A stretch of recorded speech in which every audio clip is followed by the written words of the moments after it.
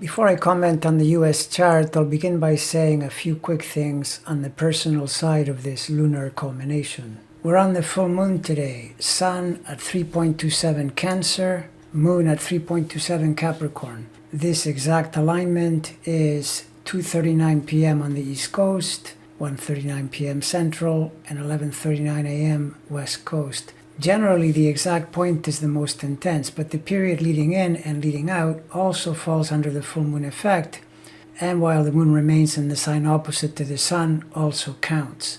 This means last night was effectively under the full moon spell, and you would have known it, for example, through a bit of sleeplessness or trouble falling asleep. And now it continues today, Friday, and all the way into early Saturday morning. Look for planets in your chart in the early degrees of the cardinal quadruplicity, Aries, Cancer, Libra, Capricorn. Most affected would be 0 degrees to 5 degrees, but you won't be too far off the mark if you increase the degrees on either side of that 3.5 cardinal. And a decent argument can be made that if the full moon is in any cardinal sign, then the entire sign is affected, especially if you're one of those people that is either very noticeably affected by full moons and or else you've learned to be sensitive to its effects.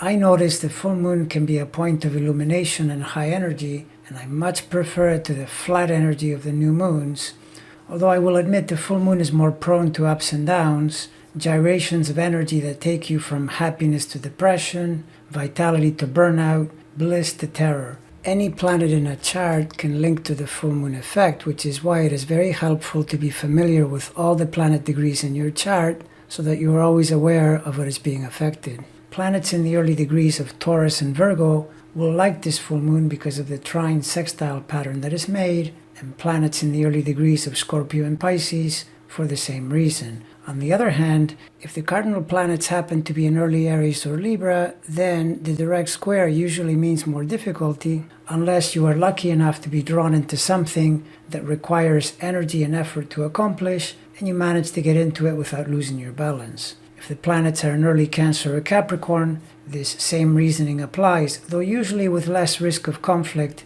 and with a better chance to ride the full moon energy wave a little more smoothly. In the US chart, this full moon cuts across the money houses and lands almost precisely on the 8th sign Venus and pretty close to Jupiter as well. The proximity of the full moon to these two planets would almost always be considered a benign, helpful event. Notice that earlier today, and approximately concurrent with the height of the full moon, Biden announced he would agree to an infrastructure proposal tabled by a group of bipartisan senators. Of course, this doesn't mean it will actually pass, and I'm certainly not holding my breath, given how terribly dysfunctional our government is these days, or rather these years, soon to turn into these decades if something isn't done. But, that said, the agreement announcement coming on a full moon, cutting across the US resources houses, the second of money and the eighth of other people's money and shared money, suggests this one might actually work out.